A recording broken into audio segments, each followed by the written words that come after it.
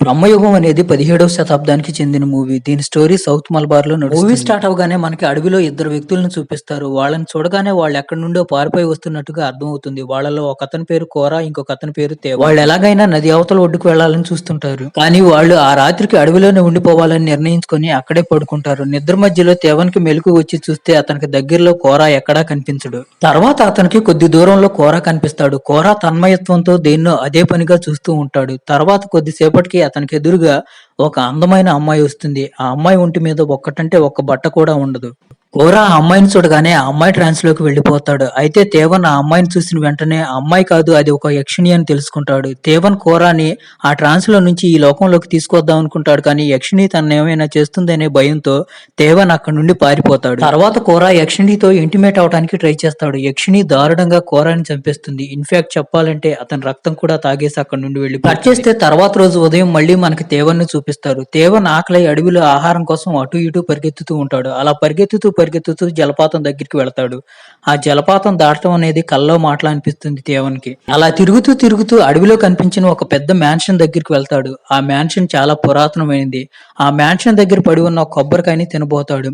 కానీ మ్యాన్షన్ లో ఉన్న ఒక వ్యక్తి తేవన్ని ఆపేస్తాడు. అప్పుడే మ్యాన్షన్ ఓనర్ బయటికి వస్తాడు. ఆ ఓనర్ తేవన్తో మాట్లాడుతూ ఉంటాడు. వాళ్ళ మాటలను బట్టి మనకు అర్థమయ్యే విషయం ఏంటంటే మ్యాన్షన్ ఓనర్ పేరు కొండుమన్ పొట్టి. ఇంకొక అతను అతని వంట మనిషి. తేవన్ పొట్టితో నేను చాలా ఆకలిగా ఉన్నాను, ఆహారం వెతుక్కుంటూ మ్యాన్షన్ లోకి వచ్చానని చెప్తాడు. అలాగే మేము పూర్వకాలంలో రాజదర్బార్లో పాటలు పాడేవాళ్ళమని చెప్తాడు. దాంతో పొట్టి తేవన్ని ఒక పాట పాడమని అడుగుతాడు. తేవన్ పాట పాడటం స్టార్ట్ చేస్తాడు. తేవన్ పాడుతున్న పాట పొట్టికి చాలా బాగా నచ్చుతుంది. తేవన్ని నువ్వు అటు ఇటు తిరగాల్సిన అవసరం లేదని, ఇక్కడే మ్యాన్షన్ లో ఉండొచ్చని, అలాగే తినడానికి తిండి కూడా పెడతాడు. తర్వాత వంట మనిషి తేవన్తో మాట్లాడుతూ నువ్వు ఇక్కడ హాయిగా ఉండొచ్చు, ఎన్ని రోజులైనా ఉండొచ్చు, నువ్వు ఇక్కడ హాయిగా ఏ చింత లేకుండా ఉండాలంటే సౌత్ సైడ్ అసలు వెళ్ళొద్దని, అలాగే అప్పుడప్పుడు ఈ మ్యాన్షన్ లో కొన్ని విచిత్రమైన శబ్దాలు వినపడుతూ ఉంటాయి, అవేంటని తెలుసుకోవాలనే ప్రయత్నం చేయొద్దు, అలా చేస్తే నీకే ప్రమాదం అని చెప్తాడు. తర్వాత తేవన్ కడుపు నిండా అన్నం తింటాడు. పొట్టి కోసం పాటలు పాడతాడు. అలాగే భగవంతుడికి కృతజ్ఞతలు చెప్పుకుంటాడు. తేవన్ అలా చేయడంతో పొట్టికి కోపం వస్తుంది. నీకు అన్నం పెట్టిందేమో నేను, నువ్వేమో కృతజ్ఞతలు భగవంతుడికి చెప్తున్నావు అని అంటాడు. ఇంకోవైపు వంట మనిషి రహస్యంగా ఎవరికో అన్నం తీసుకెళ్తూ ఉంటాడు. ఇంకోవైపు తేవన్ ఆ దగ్గరలోనే అటు ఇటు తిరుగుతూ ఉంటాడు. అలా తిరుగుతున్న తేవన్ కి దగ్గరలో చాలా గుంటలు కనిపిస్తాయి. ఆ గుంటలు ఆల్రెడీ పూడ్చి చేసినట్టుగా కనిపిస్తాయి.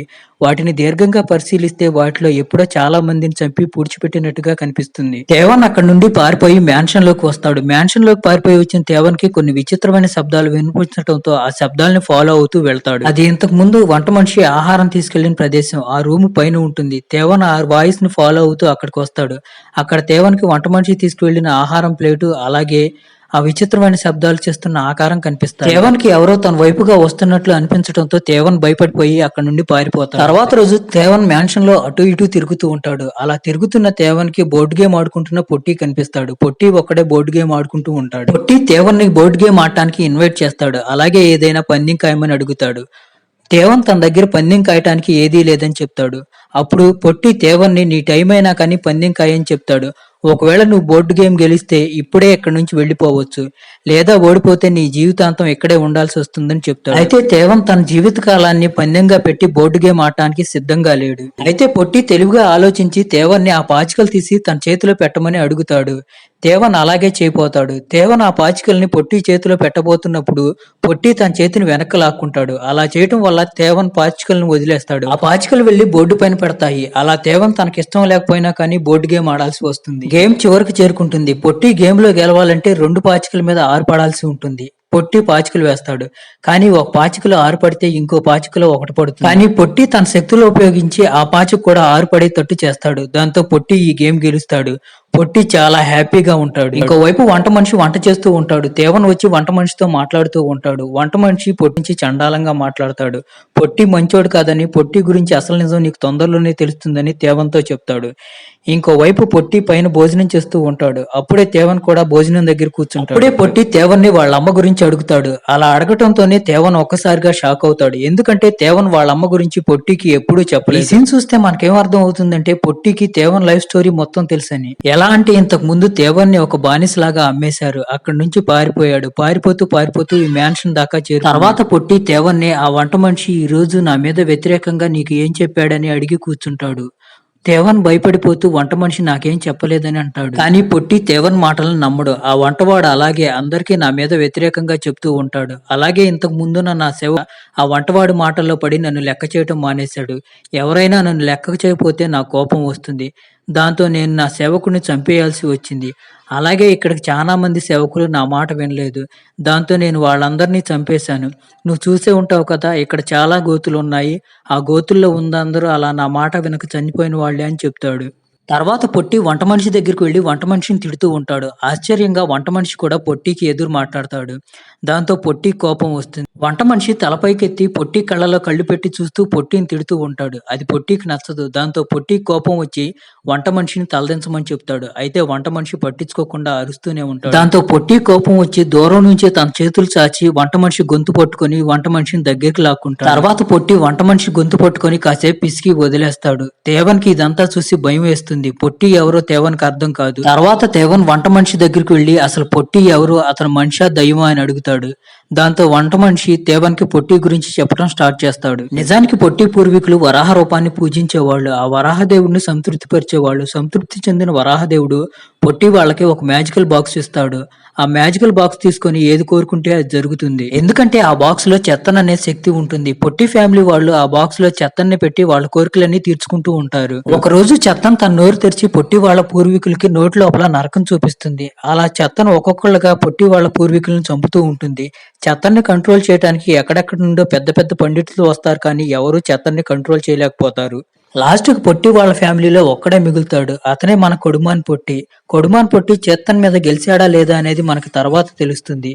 ఇప్పుడు పొట్టి ఒక్కడే ఆ మ్యాన్షన్ లో ఉంటూ మ్యాన్షన్ ని చూసుకుంటున్నాడు. అదే రోజు రాత్రి తేవన్ యక్షిని మ్యాన్షన్ లోకి రావటం చూస్తాడు. తర్వాత పొట్టి యక్షిని ఇంటిమేట్ అవుతారు. అది చూసి తేవన్ భయపడిపోతాడు.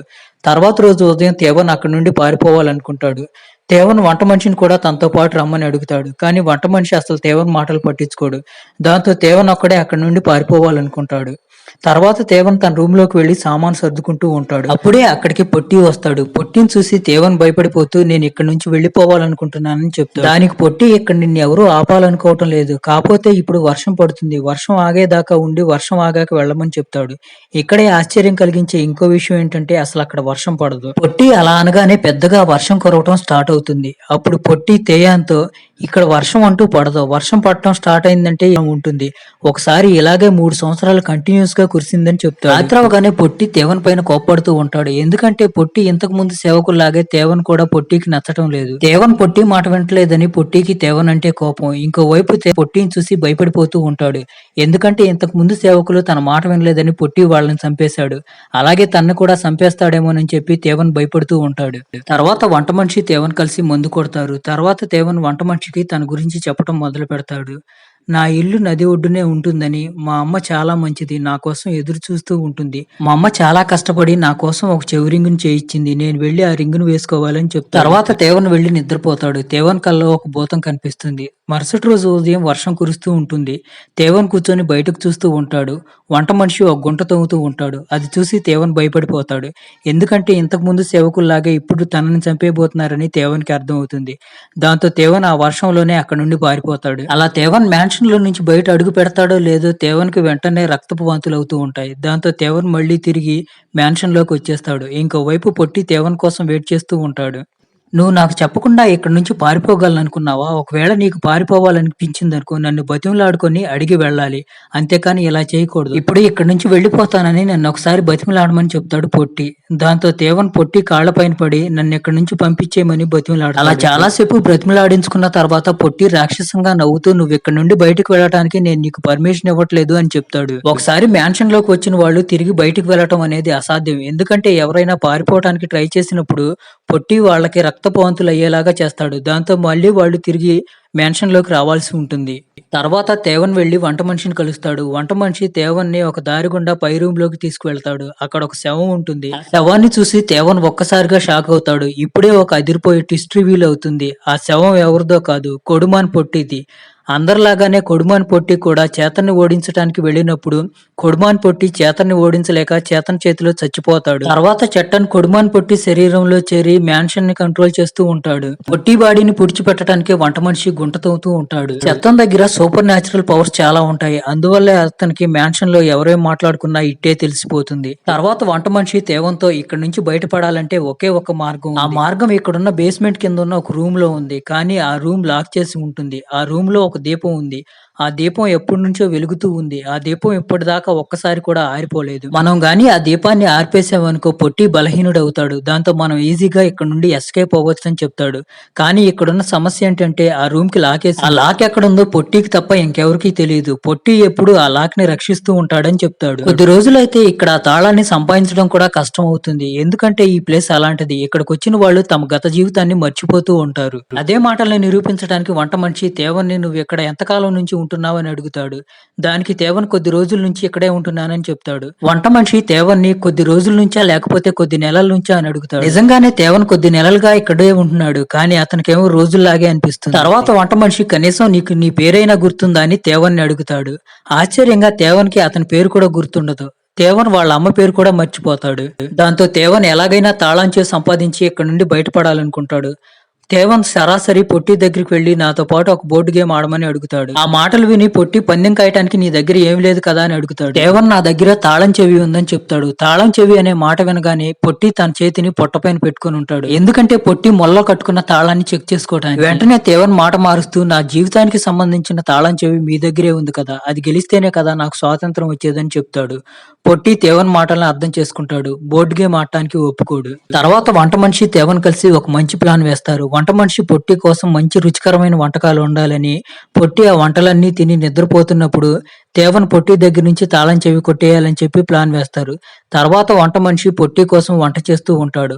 అప్పుడే పొట్టి అక్కడికి వచ్చి వంట మనిషిని వంట చేయకుండా ఆపేస్తాడు. ఈ సీన్ చూస్తున్నప్పుడు మనకు ఒక్కసారిగా పొట్టికి వీళ్ళ ప్లాన్ తెలిసిపోయిందేమో అనిపిస్తుంది. కానీ అక్కడ అలా జరగదు. పొట్టి వచ్చి వంట మనిషి గొంతు పిసుకుతూ ఉంటాడు. ఎందుకంటే ఇంతకు ముందు వంట మనిషి తేవన్కి తాగడానికి మందు ఇచ్చాడు కదా, ఆ మందు కేవలం పొట్టి కోసం. తర్వాత వంట మనిషి పొట్టిని క్షమించమని అడుగుతాడు. పొట్టి వంట మనిషిని వదిలేసి అక్కడ నుండి వెళ్లిపోతాడు. వంట మనిషి తేవన్ అనుకున్నట్టుగానే వాళ్ళ ప్లాన్ ని వండర్ఫుల్ గా ఎగ్జిక్యూట్ చేస్తారు. ఆ రోజు రాత్రి అవుతుంది. పొట్టి వంట మనిషి పెట్టిందంతా తిని చక్కగా నిద్రపోతూ ఉంటాడు. తేవన్ ఒక కత్తి తీసుకువెళ్లి పొట్టి దగ్గర తాళం కోసం వెతుకుతూ ఉంటాడు. ఆశ్చర్యకరంగా తేవన్ ఎంత వెతికినా కానీ పొట్టి దగ్గర తాళం చెవి దొరకదు. సడన్ గా అప్పుడే పొట్టి నిద్రలేచి తేవన్ గొంతు పట్టుకుని నోరు తెరిచి తన నోట్లోకి చూడమని చెప్తాడు. కానీ అలా జరగక ముందే ఇంకో ట్విస్ట్ రివీల్ అవుతుంది. ఇంతకు ముందు తేవన్ వంట మనిషి కలిసి ఒక ప్లాన్ వేస్తారు కదా, కానీ వంట మనిషి తనంతటి తానుగా ఇంకో ప్లాన్ వేసుకుంటాడు. ఆ ప్లాన్ గురించి పొట్టికే కాదు కనీసం తేవన్ కూడా తెలియదు. ఎందుకంటే వంట మనిషి మీద ఇంతకు ముందు పొట్టి వచ్చి కోపాడతాడు కదా, అప్పుడే వంట మనిషి పొట్టి దగ్గర నుంచి ఆ తాళం చెవిని కొట్టేస్తాడు. తర్వాత వంట మనిషి ఆ చాంబర్ లోకి వెళ్లి దీపాన్ని ఆర్పేస్తాడు. అందువల్లే పొట్టి శక్తులు తగ్గిపోయి పొట్టి తేవన్ని ఏం చేయలేకపోతాడు. తర్వాత తేవన్ వంట మనిషి దగ్గరికి వచ్చి నువ్వు నన్ను మోసం చేసావని వంట మనిషితో గొడవ పడతాడు. కానీ వంట మనిషి తేవన్కి నచ్చ చెబుతూ మనం ఇలా చెయ్యాలి, ఇలా చేయకపోతే ఇక్కడ నుండి బయటపడలేం, అలాగే ఇప్పుడే అంతా అయిపోలేదు, బయట తిరుగుతున్న చెత్తని మళ్ళీ ఎలాగోలా చేసి ఆ మ్యాజికల్ బాక్స్ లో ఇంతకు ముందు ఎలా బందీగా ఉన్నాడో అలా బంధించేయాలి, అలా బంధిస్తేనే మనం ఈ మ్యాన్షన్ నుండి బయటపడగలుగుతామని చెప్తాడు. ఇప్పుడు చేతన్ శక్తులు తక్కువగా ఉన్నాయి కాబట్టి చేతన్ని ఆ మ్యాజికల్ బాక్స్ లో బంధించడానికి ఇదే సరైన సమయం అని చెప్పి ఆ మ్యాజిక్ బాక్స్ తీసుకుని పొట్టి కోసం వెతుకుతూ ఉంటారు. అప్పుడు పొట్టియే వాళ్ళ ఎదురుగా వస్తాడు. పొట్టి వాళ్ళని తన మాటల ద్వారా మ్యానిపులేట్ చేయాలనుకుంటాడు.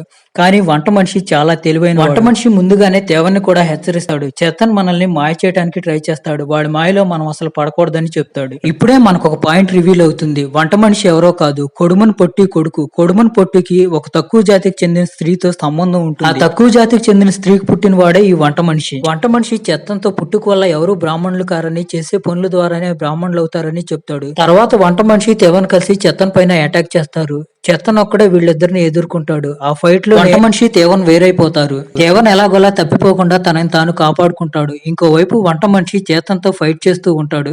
చేతన్ అయితే నేను మీ నాన్న అని చెప్పి వంట మనిషిని మ్యానిపులేట్ చేయడానికి ట్రై చేస్తాడు. కానీ వంట మనిషి అసలు అతని మాటలు పట్టించుకోడు. మళ్ళీ వాళ్ళిద్దరూ కలిసి చేతన్ పైన అటాక్ చేస్తారు, కత్తి పెట్టి పొడుస్తారు. వంట మనిషి చెట్టన్ ఉంగరాన్ని లాగేసుకుంటాడు.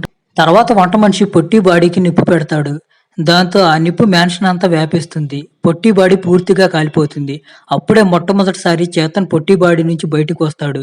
చేతన్ చూడటానికి చాలా భయంకరంగా ఉంటాడు. వంట మనిషి చట్టాన్ని కంట్రోల్ చేయడానికి ఆ ఉంగరాలు పెట్టుకోవాలని చూస్తుంటాడు. ఇప్పుడు తేవన్ వంట మనిషిని ఆపుతూ, నువ్వు అలా చేయకూడదు, నీకు మళ్ళీ పవర్స్ వస్తాయి, పవర్స్ వస్తే నువ్వు నీకంటే తక్కువ వాళ్ళని పీడిస్తూ ఉంటావు, ఇప్పటిదాకా ఏదైతే జరిగిందో తిరిగి మళ్ళీ అదే జరుగుతుందని చెప్తాడు.